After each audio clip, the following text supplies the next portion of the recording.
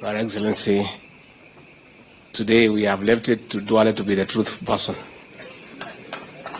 And we want to say that Honorable Duale, you have done us proud, because putting to account for the record is good for this country. The people of this country for a long time have been very uncomfortable with the truth. Very uncomfortable. And this is a new beginning. Most of them have a few problems with us because of being truthful. As we have just spoken, we have put nothing on record. At least Honorable Duale has started putting it on record. It's the right thing to do. And Your Excellency, I will not be writing anything shortly because I don't think Kenya is ready yet for me to put on record what I need to do.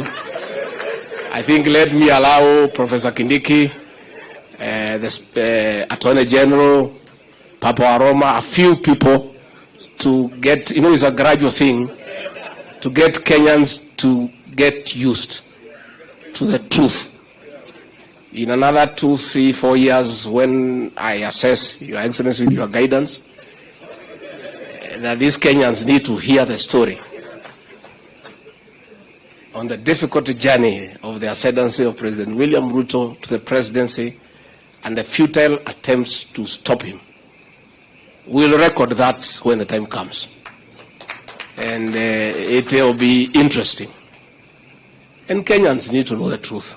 Your Excellency, what the Honorable Duale has done is a very big step in our attempts to bring to an end the politics of deceit, conmanship, and betrayal. Because conmen and betrayers fear being called out. So I think it's a good practice we start calling them out and giving an account of the intrigues around power. Your Excellency, I must admit today, because I'm a truthful man, that when Honorable Duale was sacked, I celebrated. I may look a mischievous person for celebrating the sacking of Duale, but I had a good reason. Your Excellency, Honorable Duale was in our team, but he was not available because he was in Parliament. He was in the National Assembly pushing the agenda of Jubilee and President Uhuru Kenyatta. So when he was sacked, I was very happy because he was now available for us in matters strategy and in matters messaging. And we took advantage. Kenyans hate betrayal. Kenyans hate people being treated unfairly. Kenyans knew the kind of work Aden Duale had done for the President, Kenyatta, and Jubilee, and were very unhappy the way he had been treated. So when we were going out with the President William Ruto, we would send vehicles to announce that in our entourage will be one Aden Duale. And Kenyans would turn up to listen to Aden Duale because they felt he had been treated unfairly. The same thing happened with Kithure Kindiki. When he was Deputy Speaker, he was not available to strategize for us.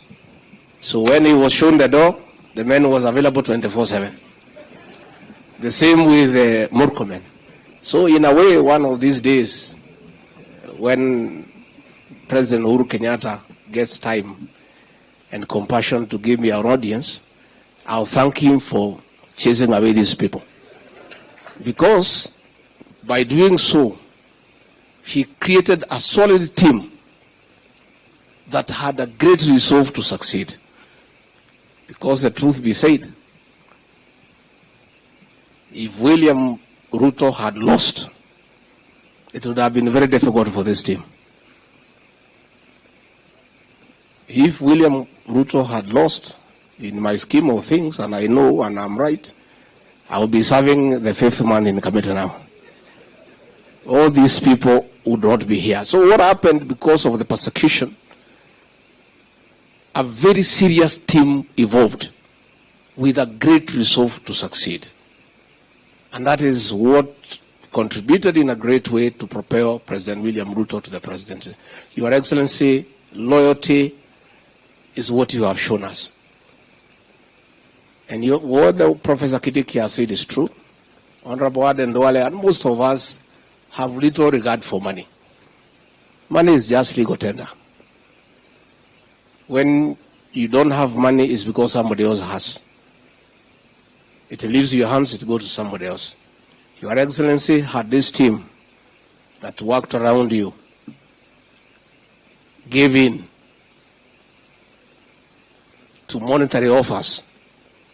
These people would be billionaires. Money was offered left, right, and center for the betrayal of William Ruto. But men and women of substance, great men, said no, money is not everything. People must stand for something. And Your Excellency, we must also thank you because you have also been very loyal to your friends. And it's clear that a man who was persecuted because of standing with you today is the Minister for Defense in your government. A man whom I don't know whether he'll put in his book, who was almost assassinated on the 14th of August, Professor Kithure Kindiki, is today your Minister for Interior. Kipchumba Murkomen, who was thrown out of the Senate, is today your Minister for Transport and Roads. And you, as Trude, who was locked up every Friday, is your Deputy President. Your Excellency, it's about you. This loyalty is you. And I think it's a good thing for this country that people must know you must stand for something. And you must stand for what you believe in. Because it's important. So I want to say, Honorable Duale, thank you very much. I met Honorable Duale when we were in ODM. By the way, all of us were in ODM. President William Ruto was in ODM. Retired President Uhuru Kenyatta was in ODM. I was in ODM. Musalia was in ODM. So these young boys who came to ODM the other day, they should respect us as they are seniors in ODM. And we developed a good relationship with the Honorable Duale.